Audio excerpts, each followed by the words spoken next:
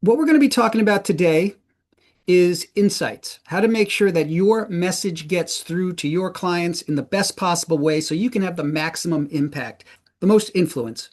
You've been doing this for years. You've been trained. You have expertise. You have insights. And sometimes it's really difficult for the client to get the full benefit of that. And much of what financial counseling is all about is the ability to work around emotions. We cover lots of different tools, but one that I don't think has gotten as much attention as perhaps it deserves is the tool that we call insights. And I think what we've done in a lot of classes to this point is sort of go over some of the more traditional counseling techniques, things, and we'll go through those again today. And then we get right up to the point where we sort of turn it over to you and go, and then that's the time for you to deliver your maximum value, to let your clients, in on all of your great guidance. And what I'd like to do today is get into more detail on what that looks like and ways you can truly make the most out of these insights that you're bringing to your clients. So, with no further ado, let's jump to the agenda. All right, so just a little bit of an overview here. We're going to talk a little bit about what's going on in the markets today. It's going to be a little bit topical, and I think what we're discussing in this class is particularly useful given the nature of what's happening in the markets and the investor sentiment that exists here in January of 2026. We're going to talk about strategic emotional communication. It's a concept we've covered before, but it absolutely applies here. And frankly, it's the most seminal concept of what financial counseling is all about and where you can really have the biggest impact. We're going to cover four factors, I call them, four different points of leverage. Sites are having the biggest impact possible. They are receptivity, perception, impact, and then lastly, I added on social proof, which there's a lot of other potential things that I could have added, but this is a good, simple one, a pretty low-hanging fruit, and I think it's really useful when we're trying to persuade our clients and get them to see things a different way.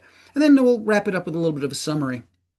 Some of the things that this class is meant to cover, sort of learning objectives, if you will, maximizing receptivity with clients, so your message is more likely to be heard. Also, understanding how cognitive psychology and choice architecture can affect client decisions. In other words, how you can position choices and help sculpt the sort of responses that are going to be most beneficial to your client. Also, boosting retention of what's most important. So getting clients to memorize and take with them when the session is over. When you leave the room, they still take the message and keep it with them. And also applying some behavioral finance principles to optimize the message. As I've said before, this is not a behavioral finance class. Behavioral finance is fine. It's a very nice field. I flew under the banner of behavioral finance for decades, but ultimately, behavioral finance has never been great at inducing change. It's designed to be more observational than anything else. But this class is going to talk about specific behavioral finance concepts, how you can integrate them with financial counseling and produce the positive change we're looking for. And then lastly, we're going to lean into some psychological principles that are proven to strengthen your relationship with clients and increase the power of your advice. I think it's a bit of a chaotic start to 2026. How about you? It certainly seems to be getting a little bit spooky out there, in my opinion. A lot of general unrest, a lot of dis-ease, and one of the things that's worth bearing in mind is that our clients don't view the markets and their investments purely discreetly on their own. They view them through the lens of what's happening in their lives, their personal circumstances, as well as broader what's happening in the world. In some past classes, we've talked a little bit about stress and how it affect the way that they're able to make good decisions when it comes to their money. And frankly, there's an awful lot that I think is a little bit unsettling about where we are as an investing community. One thing I've noticed, and you probably have too, not only is there really a consensus that the markets are supposed to go up in 2026, that's what everybody says, it's actually unanimity in regards to that. I did some research. I took a look at what all the big banks are saying are their forecasts for this year. They all agree with themselves. It's just a matter of how much they believe the markets are going to go up. Usually there's more push and pull, there's more contrast, there's a little more tension. But right now, the lowest forecast that I saw, I believe it was Goldman had a prediction of a 4% rise for the S&P. Not what we're looking for, but fine in the grand scheme of things. And then Deutsche Bank all the way at 17%. I don't know about you, but whenever everybody seems to agree on something and it kind of leads to a sense of complacency and expectation, personally, that's when I get a little bit nervous, right? To me, that's when everybody's on one side of the boat. That's when the boat can kind of tip over a little bit. So I guess on a gut level, as an investor, such as those that that you are and your clients are, I absolutely feel like this is a little bit of a trap that we may be falling into for 2026. I know I'm feeling that a little bit. It's very possible that your clients are too. But I think the most dominant thing that's happening in markets that's skewing the way people are looking at their money and their investment future is that there's a lot of unrest going on, a lot of disruption. For one thing, we have this Fed drama. This uncertainty around rate policy, around who will succeed Chairman Powell. And now things have really jumped to a new level with these potential criminal prosecutions and the existence of the Fed at all. It's created a lot of tension. It's making people nervous. With also there's also the specter of inflation. I'm not sure why we've completely dismissed that. I noticed that President Trump today took a bit of a victory lap saying inflation's in the rear view. We proved it won't exist. One of the things I know as a psychologist is that oftentimes we have this very strong tendency to believe things are going to happen much more quickly and much more linearly than they actually do. So by no means are we out of the woods. And when everybody thinks that problems like that are in their rearview mirror, when it could simply be a matter of a time lag, that's something that I think can cause a lot of concern for people. There's civil unrest in a way that we haven't seen for years right now. And I got to tell you, it's really affecting people just in my community, people I speak to. If you're on social media at all or you talk with your friends about current events, I can't seem to get away from what's going on with these ICE actions. All right. My social media feeds are cluttered with all sorts of things, positive, negative, the ICE enforcement procedures. Okay. And it's really absolutely put people on edge and drawn them into a bit of a drama here that is very unsettling and not good for their a healthy mindset of markets. It would be great if people could just remove the geopolitics and focus on the fundamentals. But the fact is, all of these other factors combine to paint a picture. And right now, it's an unsettling one. I'll tell you, at my kid's school, I have a son who's a junior in high school. Some of the students organized a protest walkout for seventh period yesterday. This thing is ubiquitous right now, and it's not good for the way people view stability in our society and their investments. Then also there's geopolitics in a way that I think has really jumped up a notch. I mean, you have the actions taken by the United States regarding Venezuela. That was a little bit spooky. We seem to have avoided a major conflict. That's great, but it puts us in a pretty uncomfortable and uncertain situation now.